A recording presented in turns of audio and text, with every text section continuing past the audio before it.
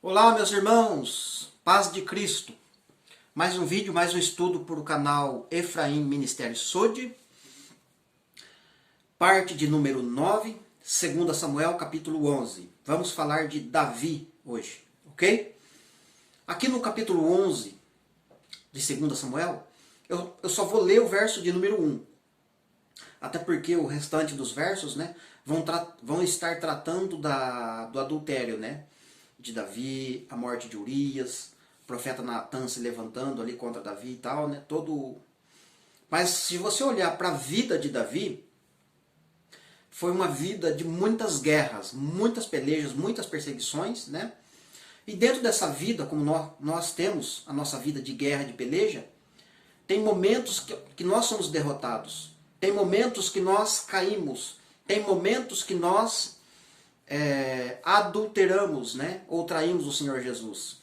Então, com Davi não foi diferente. Mas tem coisas aqui que mostram, né, que Davi realmente teve um coração segundo o coração de Deus, né? E não é à toa que a palavra diz isso. Então, se a gente se prender apenas nesse capítulo 11, a gente vai ver o erro, né, de Davi, um tropeço na caminhada dele. E não só na vida de Davi, mas com qualquer outro personagem, exceto José, né? José teve um perfil perfeito, não teve erros. Mas outros personagens da Bíblia, todos eles tiveram um momento de queda, de ruína, de tropeço, de engano, né? Então a Bíblia não esconde os erros dos homens, a Bíblia não esconde, né, as coisas que acontecem. Por isso que é importante a gente entender como o Espírito Santo trabalha, né? Ele trabalha para revelar, ele não trabalha para esconder. Então se o fulano errou, o Espírito Santo vai mostrar. Se o fulano acertou, o Espírito Santo também vai mostrar. Entende? É um equilíbrio fantástico, né? O Espírito Santo, a palavra do Senhor Deus. Então vamos ler aqui o verso de número 1. Decorrido um ano, no tempo em que os reis costumam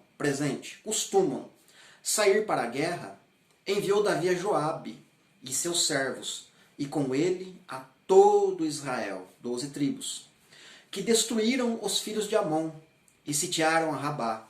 Porém Davi ficou em Jerusalém. Então você veja que essa peleja, Davi não estava presente lá no combate, né?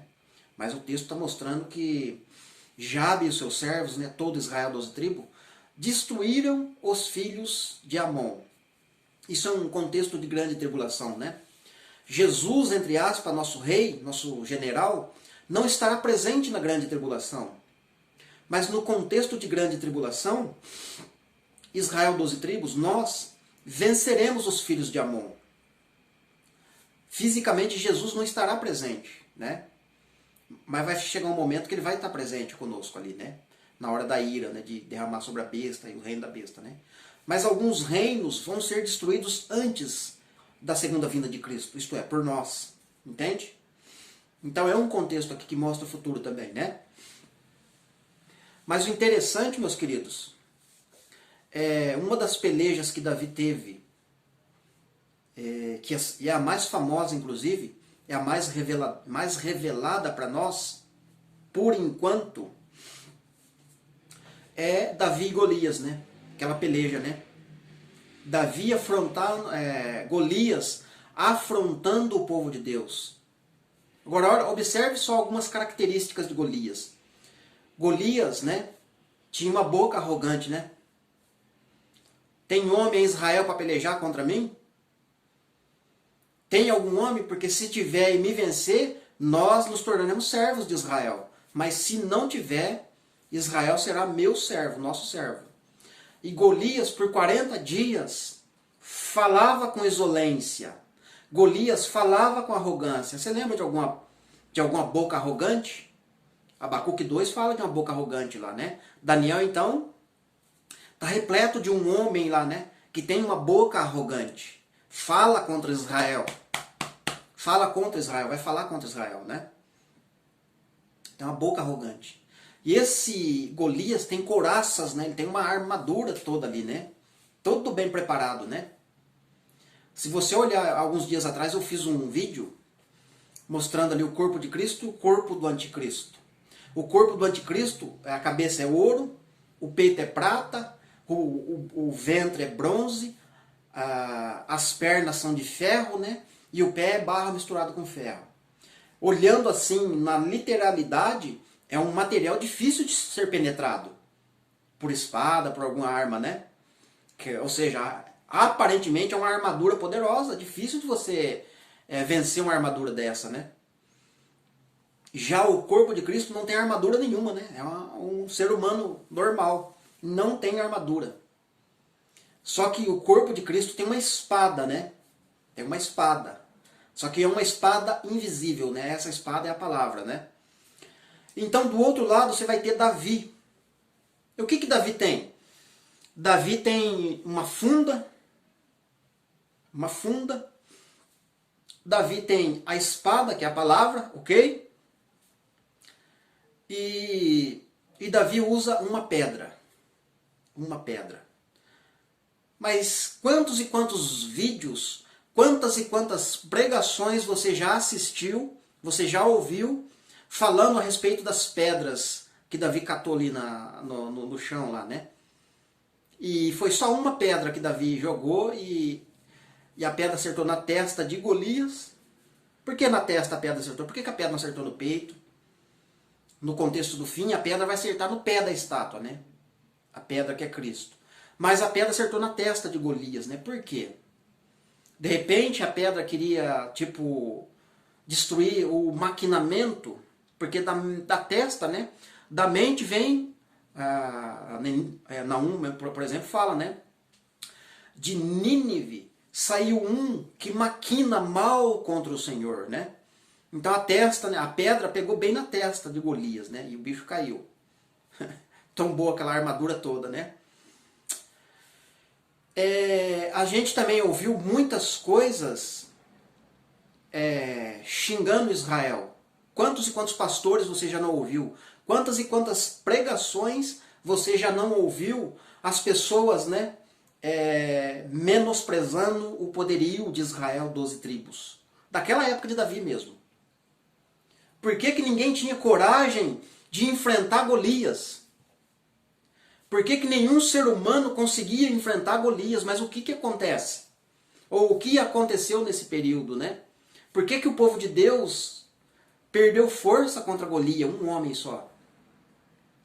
O que esse Golias tinha que o povo de Deus não tinha? E o povo não tinha força para enfrentar Golias. Somente quando Davi chega no campo de batalha, Davi chega ali sem nenhuma armadura, sem nada. A única armadura que Davi tinha era a fé. Tinha espada do Espírito, né? Espada, palavra. Davi tinha palavra, persuasão, palavra, ousadia. E com a palavra que Davi falou, aconteceu, né? E o que significa pedra? A pedra na mão de Davi, né? Davi tipifica Cristo. Cristo. Golias, o anticristo. Pedra. Primeira, não sei se é a 1 Pedro, a 2 Pedro, eu faço confusão porque tem duas cartas, né? Pedro chama nós de pedras vivas. Vocês são pedras vivas. Eu sou uma pedra viva, você é uma pedra viva. E o interessante é que Davi, além dele ter uma pedra, ele tinha uma funda. A pedra só é lançada através da ferramenta que tinha na mão de Davi. Contexto literal, né? Davi caçava, né? E detalhe, antes de enfrentar Golias, né, Davi matou o urso e um leão, né? Lá na visão de Daniel, Daniel vê lá o leão, vê o urso, vê o leopardo, né? E vê a besta. Davi já tinha enfrentado, né? O leão e o urso, né? Tinha derrubado os dois. Figura do Apocalipse, né? Que Cristo vai fazer. A besta, na verdade, ela tem pé de urso, boca de leão e é semelhante a um leopardo. Tá lembrando? E agora, o povo de Deus então está ali acuado, né? Não pode fazer nada, né? Mas Davi tem pedra, pedra viva. Davi tem uma funda e Davi tem uma espada. Só que para o futuro, né, Jesus fala que ele tem uma espada afiada dos dois lados, né? Uma espada que sai da boca de Jesus. Só que essa espada que sai da boca de Jesus não é uma espada literal, é uma palavra que sai da boca de Jesus. Só que a palavra que sai da boca de Jesus sai de nós, entende? Sai das duas testemunhas. Entende? Sai das duas testemunhas. Contexto literal de Neemias, Neemias estava edificando Jerusalém e os muros. Tobias e... não lembro o outro personagem lá. Não lembro mesmo o nome. Ou seja, dois homens, né, dois arábios lá, né? Tentaram de todas as formas paralisar a edificação que Neemias, Esdras e equipes estavam fazendo. Foi preciso Neemias armar o povo, isto é, Neemias teve que colocar espada na mão do povo, principalmente dos pedreiros, né? E os pedreiros tinham que trabalhar com uma colher na mão e a espada na outra mão, para poder edificar. Paulo, em Efésios 2, ele diz que nós estamos sendo edificados sobre o fundamento dos apóstolos e dos profetas. Ou seja, aquela edificação de Jerusalém, Zacarias, Ageu, Esdras, Neemias, estão falando, é uma edificação terrena e literal e profética ao mesmo tempo, né, que aponta para o futuro, falando de nós, né?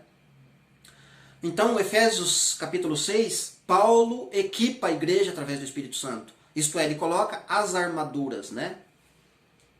Revestivos de toda a armadura de Deus, né? E essas armaduras toda é a palavra, né? Palavra. Isto é, Paulo coloca a espada na mão da igreja, né? Para quê? Porque essa edificação vai chegar um tempo que vai ter duas bestas que vão elas vão paralisar a obra. Essa besta ela vai paralisar a obra. E como é que a besta paralisa a obra?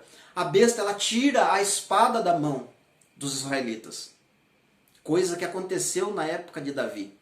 E coisas que nenhum pregador te contou. Nenhum pregador te falou isso.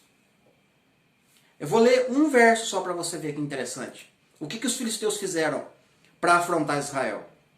Queridos, 1 Samuel, não é segunda não, 1 Samuel capítulo 13, versículo 19. Um pouquinho depois, lá na época de Saul, né? Saul já estava tendo guerra contra os filisteus, mas Davi estava se levantando, Davi estava se tornando rei. Davi já tinha sido ungido rei, mas Davi ainda não tinha aparecido para enfrentar Golias. Antes de Davi enfrentar Golias, olha o que os filisteus fizeram. Isto é, olha o que Satanás fez com os israelitas e observe o que Satanás está fazendo nos dias de hoje. A mesma coisa. Um pouquinho antes de Cristo aparecer para enfrentar o anticristo. Certo? Porque somente Cristo pode vencer o anticristo com uma pedrada na testa. Usando pedra, né, que somos nós. Mas olha só o que o texto vai dizer aqui. Ó, 1 Samuel 13, 19. Eu já preguei sobre esse texto na igreja quando eu congrego, né? Foi tremenda a palavra, né? Foi tremenda a palavra. Já preguei na igreja, mas eu nunca tinha gravado sobre isso. Hoje eu estou gravando sobre isso, para vocês verem que coisa fantástica. 1 Samuel 13, 19 diz assim: Ora, em toda a terra de Israel nenhum ferreiro se achava, porque os filhos teus tinham dito, para que os hebreus não façam espada nem lança. Então, momentos antes de Golias afrontar Israel, os filhos teus fizeram o quê? Tiraram toda a espada, né, toda ferro, né? Inclusive, aqui é a época, a idade do ferro, né? Os filisteus tiraram todo o ferro que existia na terra de Israel. Então, o povo de Israel, quando eles queriam amolar uma enxada, um machado, uma foice, um arado, qualquer ferramenta de ferro, eles tinham que pagar imposto para os filisteus, para poder afiar suas ferramentas de trabalho, para poder trabalhar, lavrar a terra. Mas também não podiam se utilizar de espada nem de lança. As ferramentas que eles podiam ter era só para alimento. Somente para alimento. Então, como você sabe que ferro, aço, está falando de espada, e essa espada que a gente já entendeu há muito tempo, que é a palavra, Satanás tira a palavra dos filhos de Israel antes de os vencer. Isto é, quando Golias chega para afrontar Israel, Israel não tem espada nem lança. Como que Israel vai afrontar Golias? Não tem jeito, não tem coragem. Quem que vai ir com as suas mãos, né, entre aspas, no literal, pelejar com um soldado que tem armadura e tem espada na mão? Não é maluco? É morte na certa. Entende? Então, os filisteus humilharam os filhos de Israel. Coisa que os filisteus hoje estão fazendo. Os filisteus tiram toda a espada, toda a palavra, todo o entendimento dos filhos de Israel. E aí quando chega lá em Apocalipse, o que a besta fala? Quem é que pode pelejar contra a besta? Peleja contra a besta. A besta de Apocalipse tem uma boca arrogante. blasfema contra Deus, fala contra o povo de Deus, e o povo de Deus fica murchinho e coído, não tem como resistir. O povo não consegue vencer a besta. Por quê? Porque foi tirada a espada deles. Entende? E aí aparece Davi, segunda vinda de Cristo. E o que Davi tem na mão? Uma funda e uma pedra. Funda é uma ferramenta de lançar a pedra, né? Que é utilizada por Davi. E a pedra, ela é pedra viva, né? Nós somos pedra. Agora, olha só que interessante, lá no capítulo 9 do profeta Zacarias. Profeta Zacarias, né? O que o profeta Zacarias profetizou? Vamos lá. Aqui o profeta vai estar falando do rei Ciro, entre aspas, meio oculto, mas está falando do rei Ciro. Está falando do contexto literal. Vai esbarrar naquele contexto de Davi e Golias, né? A gente vai perceber isso. Vai dar uma esbarrada na época de Israel, entre aspas, vencer o inimigo, né? O Israel espiritual de Deus, né? Mesmo na antiga aliança. Vai ter vitória, né? Vai ter livramento, vai voltar a ter esperança, né? Tá certo? Vamos lá. Para a gente entender aqui, né? O que Deus está falando. Zacarias capítulo 9, versículo de número 1. A sentença pronunciada pelo Senhor é contra a terra de Adraque, e repousa sobre Damasco. Porque o Senhor põe os olhos sobre os homens e sobre todas as tribos de Israel. Então Deus sempre está de olho nas 12 tribos dele, né? Sempre. Ele nunca desvia os olhos dela. É uma coisa importante você fixar na sua mente. Deus nunca deixou de olhar para Israel 12 tribos dele. Lembrando que tem o Israel carnal e tem o Israel espiritual. Sempre houve. Desde Adão, ainda que Adão não tinha 12 tribos, mas já está figurado lá, né? Tem um homem espiritual e tem um homem carnal. Tem Israel espiritual e Israel carnal. Por toda a Bíblia você vai conseguir enxergar isso. E isso é importante se entender. Isso, que eu estou falando, inclusive, anula algumas pregações de pessoas que dizem, ó, Israel já não existe mais. Israel já era. Por exemplo, lá nos evangelhos, tem 2 figueiras lá, né? Essa semana eu vou gravar sobre as 2 figueiras com mais detalhe, né? Tem 2 figueiras.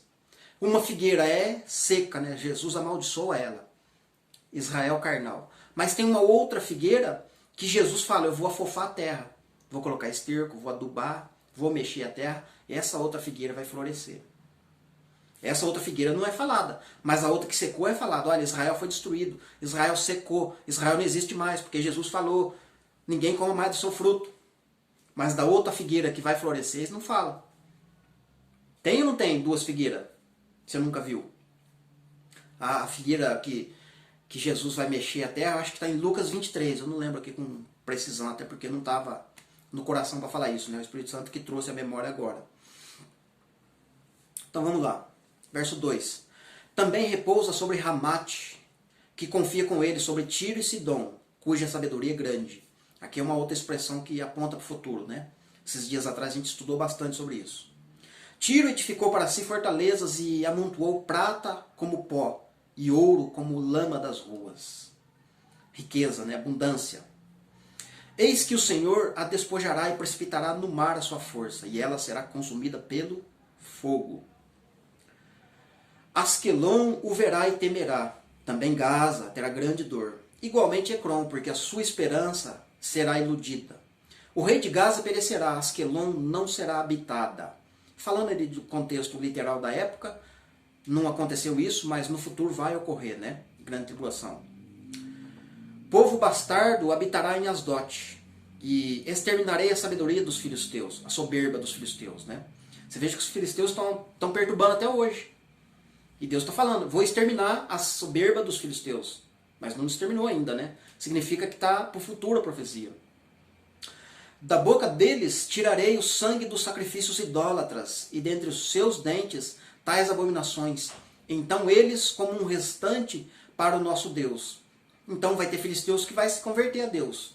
Um restante, né? Vai ter filisteus que vai ser morto, exterminado da terra. Não vai ter o seu nome escrito no livro da vida. Mas vai ter filisteus que vai ter o nome escrito no livro da vida.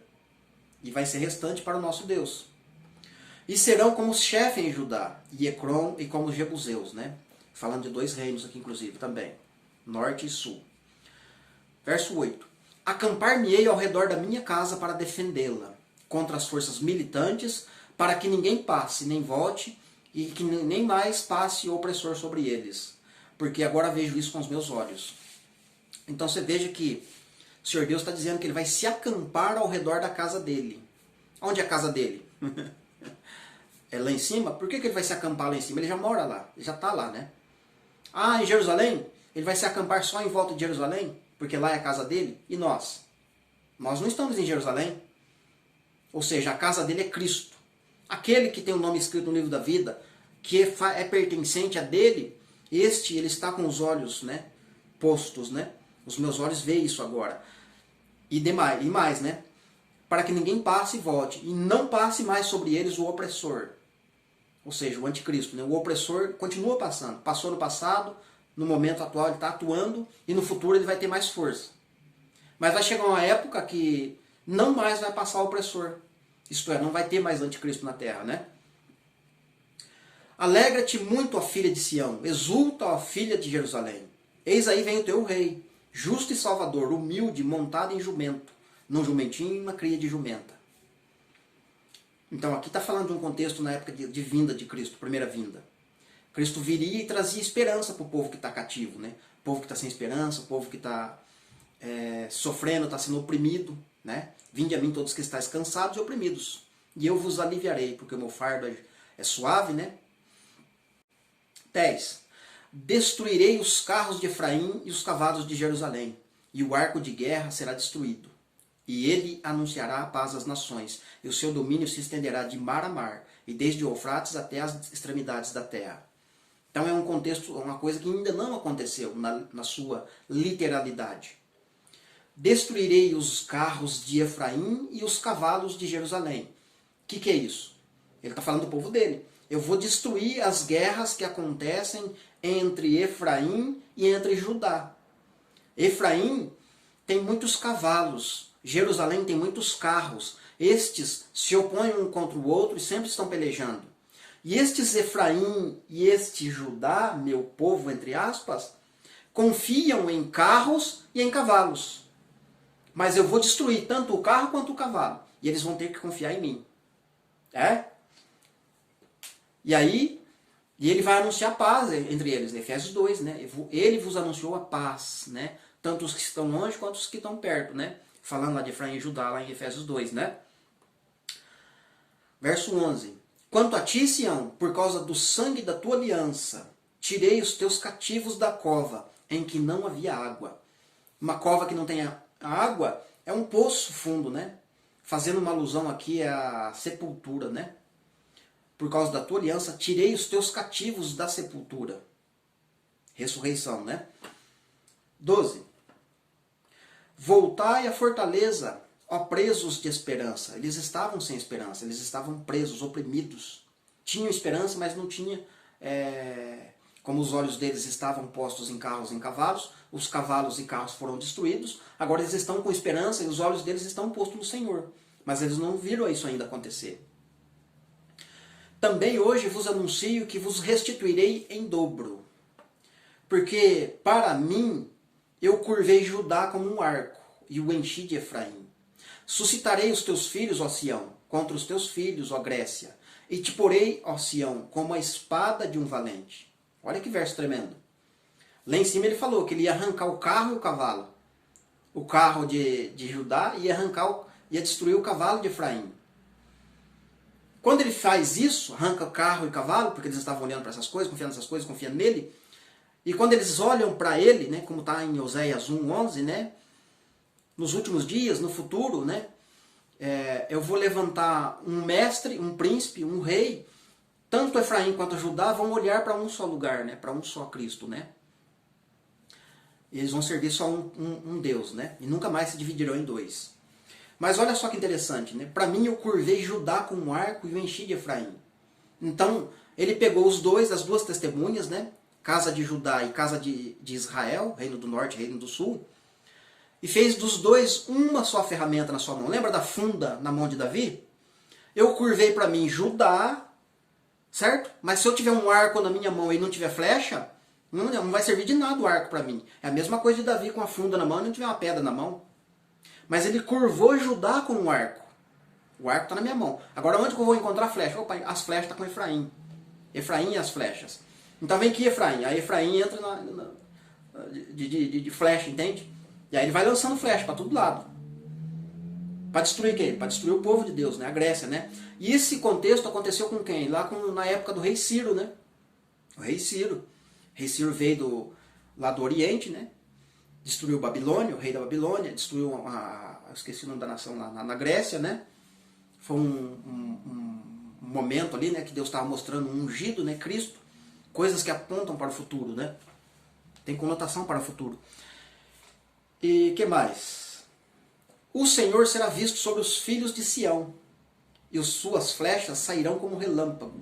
O Senhor Deus fará soar a trombeta. Olha aí, Apocalipse, trombeta. E irá com os redemoinhos do sul, né? Aqui é a segunda vinda de Cristo, que ele vem com os redemoinhos do sul. 15.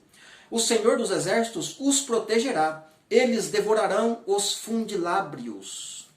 Ou melhor, fundibulários. Preciso pesquisar essa palavra. E os pisarão. Também beberão deles o sangue com o vinho, encher-se-ão como bacias do sacrifício e ficarão ensopados com os cantos do altar.